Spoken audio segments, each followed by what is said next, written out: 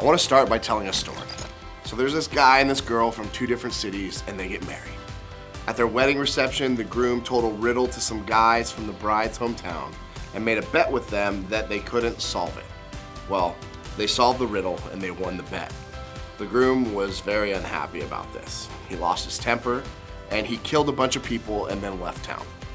The father assumes the groom is gone for good, so he gives his daughter to be married to someone else. But after a little time passes, the groom comes back. He captures a bunch of foxes, lights their tails on fire. They start a wildfire that burns down a bunch of grain, vineyards, and olive groves in this town.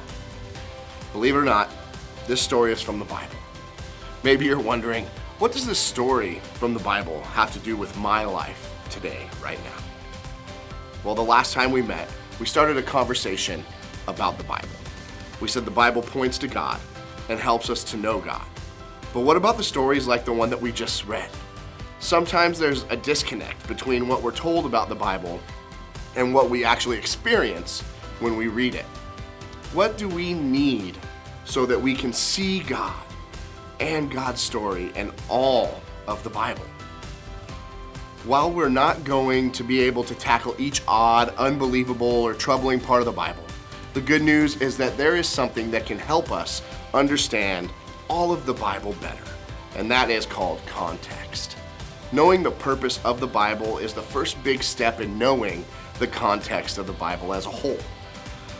When we open the Bible and we start reading it without understanding we're reading one of 66 unique documents, we're missing something huge. That's context. So we're going back to look at two passages, and the first is from 2 Timothy. This is what we know about context. It's called 2 Timothy because it was the second letter written to a guy named Timothy. The Apostle Paul, a mentor and close friend to Timothy, wrote this. Timothy was a pastor of a church full of people who were struggling with all kinds of things, and Paul wrote this. Only Luke is with me. Bring Mark with you when you come, for he will be helpful in my ministry. I sent Tychus to Ephesus. When you come, be sure to bring a coat. Also, bring books and especially my papers. Context makes this make sense. If you've been around church for a while, then you've potentially read or heard of this very popular verse, for I can do everything through Christ who strengthens me, in Philippians 4:13, right? With no context at all, this sounds like with Jesus, we can live the life of our dreams. This was also a letter written by Paul, but this time it was written to an entire church. And in part of this letter, where this verse is, Paul was thanking them for sending him some financial support and acknowledged their kindness. So this section of Paul's letter is really about contentment. Paul was dependent on Jesus. His close relationship with Jesus gave him the power and strength to persevere and find peace, even when things were tough. See how the meaning of the verse became clear to us once we looked at the context? We need to remember that context creates clarity. Imagine you just found a note on the floor in the school hallway. And I know that people don't really have written notes anymore. You guys keep texting each other. But you picked up the note and it said, "Stop being a bully. Quit acting like a bully. I already said I'm sorry. Why can't you just drop it?" Would you read that note and think, am I acting like a bully? What is it that I need to drop? No, you wouldn't, because you knew that you found that, and so someone else is being bullied by this person. But you would understand that the note was written to that other person. You would assume somebody at school had beef with somebody else, and you would accept the fact that you probably won't ever know what went down. So why do we do that with the Bible? Why don't we know anything about the verse's original context, who wrote it, when, where, why, but we try to make sense of it based on our own context? Our own context determines our perspective and the way that we understand the Bible. But to know what the Bible really is saying, we need to try and read it from a perspective of who wrote it and who it was originally written to. It was written for us because God knew all along that it would be helpful to us. And it's God's plan to help us and know God through these writings that have been passed down from generation to generation.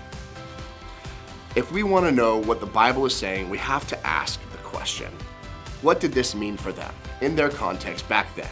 And once we know that, we can then ask ourselves, what does this mean for us in our context today?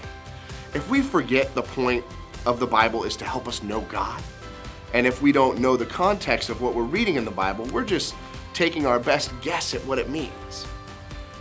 It's worth it to spend time and to do the work, to study the Bible, to learn the context, to gain that clarity. So, the next time that you come across a part of the Bible that you don't understand, try asking these questions. Who wrote it, and who was it written to? Sometimes a passage doesn't make sense to us because we don't understand who the audience is. So start there. Second, why was it written down? 2 Timothy was written to encourage a friend in his leadership as a Christian. Philippians was written to remind a group of people that they were loved by God and to encourage them to keep following Jesus. When you can figure out why, it can make what was written more clearly and more easily understood. What made people think this information should be written down and saved is your third question. What impact could this have had on the first people who heard it? Is it helpful to me now or not? The whole Bible is important, but not all parts are equally helpful to you in every moment of every day, and that's okay. A tip could be to read a passage of scripture until you bump up against something that is helpful and then stop there. Think about it. Maybe write it down, write down a few thoughts on why it was helpful to you and what you plan on doing with it. Remember that the Bible is a gift from God to help us know God and become the person that we were created to be in that process.